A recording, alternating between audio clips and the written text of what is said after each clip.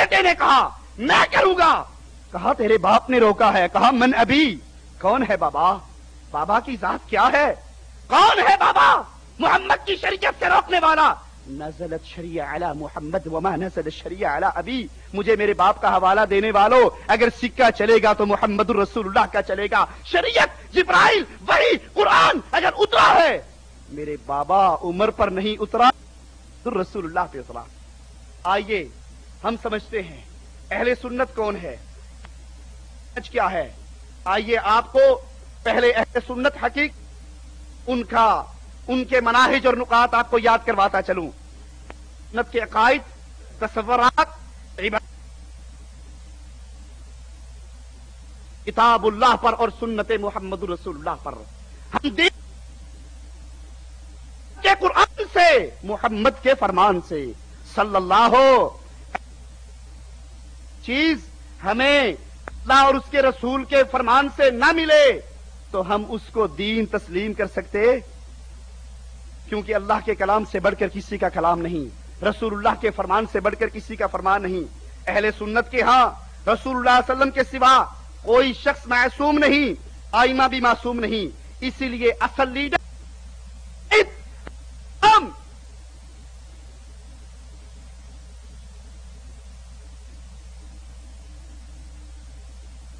سنت کے ہاں دین کے علم میں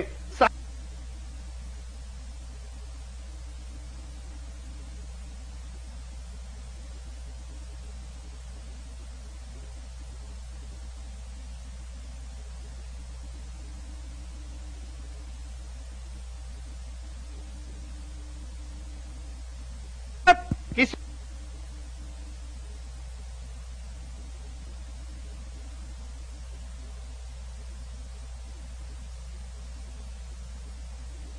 کی ترجمانی کرتے ہیں. جو شخص ان اصولوں سے اختلاف کرتا ہے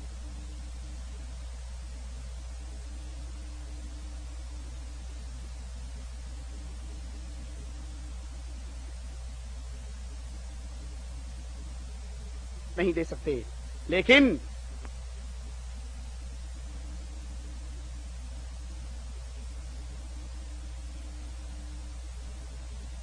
دین ملتا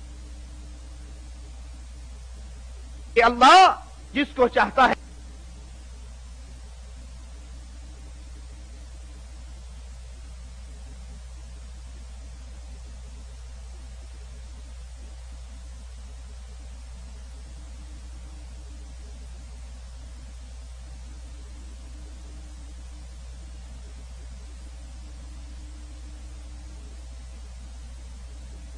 یاد رکھے.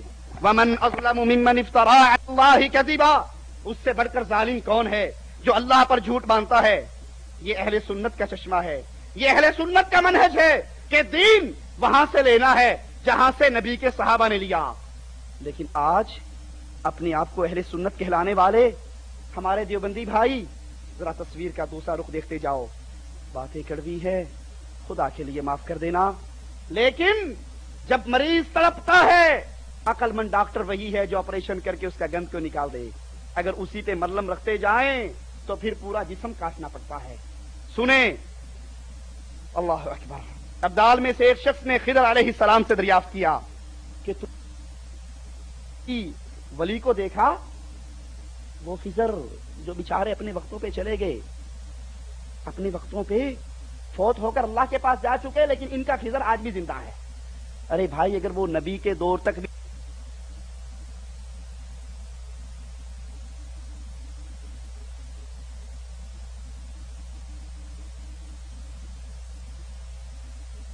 اگر اس وقت بھی زندہ ہوتے تو پھر بھی وہ مر کے اللہ کے پاس, لیکن یہاں کا خضر صاحب زندہ ہے. فرمان لگی ہاں میں نے دیکھا ہے, ایک مرتبہ مدینہ میں مسجد نبوی میں حاضر تھا, میں نے امام عبد الرزاق محدث کو دیکھا, وہ حدیثیں سنا رہے تھے, مجمع ان کے پاس حدیثیں سن رہا تھا. مسجد کے ایک کونے میں ایک جوان گھٹنوں پہ سر رکھے علیحدہ بیٹھا ہوا تھا.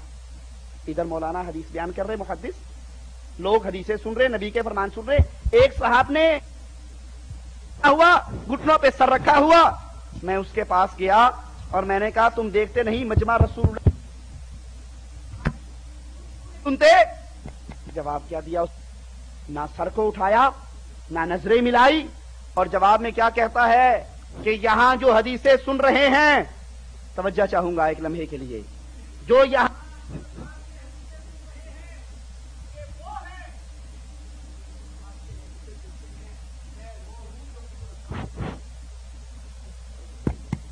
سننے والے کس سے سن رہے ہیں؟ عبدالرزاق سے سن رہے ہیں، اور میں کس سے سنتا ہوں؟ میں خود اللہ سے سنتا ہوں، اللہ کے بندے سے نہیں سنتا۔ میں نے کہا اچھا اگر تو ٹھیک ہے تو یہ بتا میں کون ہوں؟ اس نے سر کو اٹھایا اور کہنے لگا اگر فراست کام کر رہی ہے تو مجھے لگتا ہے تو خضر ہے۔ کہنے لگے میں نے پہچان لیا، اللہ کے کچھ اولیاء ایسے بھی ہیں جو خود اللہ سے سنتے ہیں۔ یہ اہل سنت والجماعت ہے۔ اللہ کا دین اللہ کے قرآن میں ہے، محمد کے فرمان میں ہے صلی اللہ علیہ وسلم۔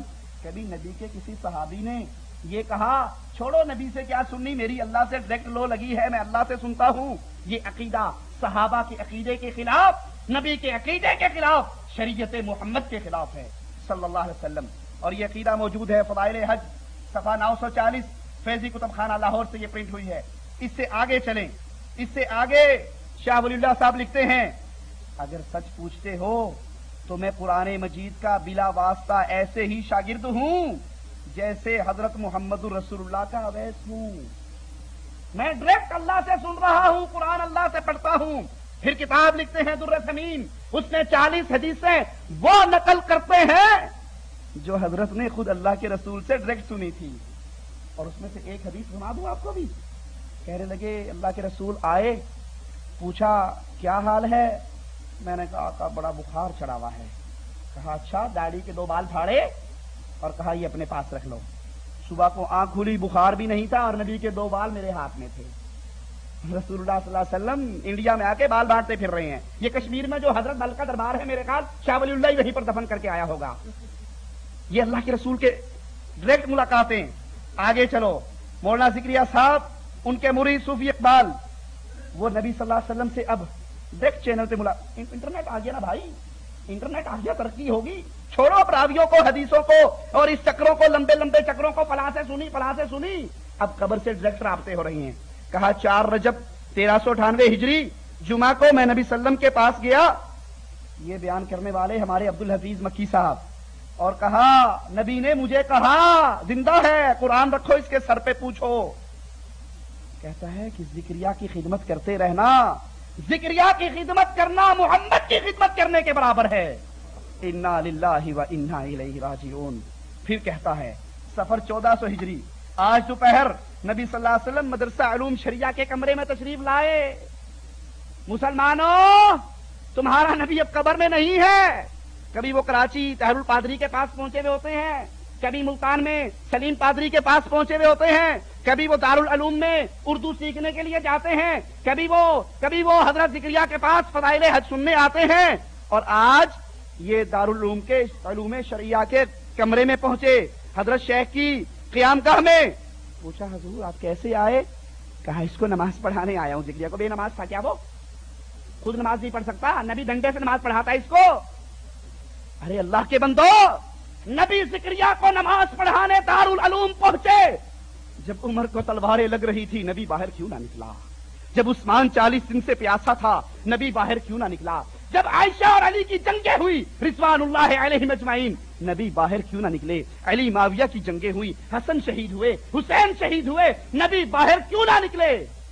اس وقت تو نہ نکلے اور اس ملے کو نہ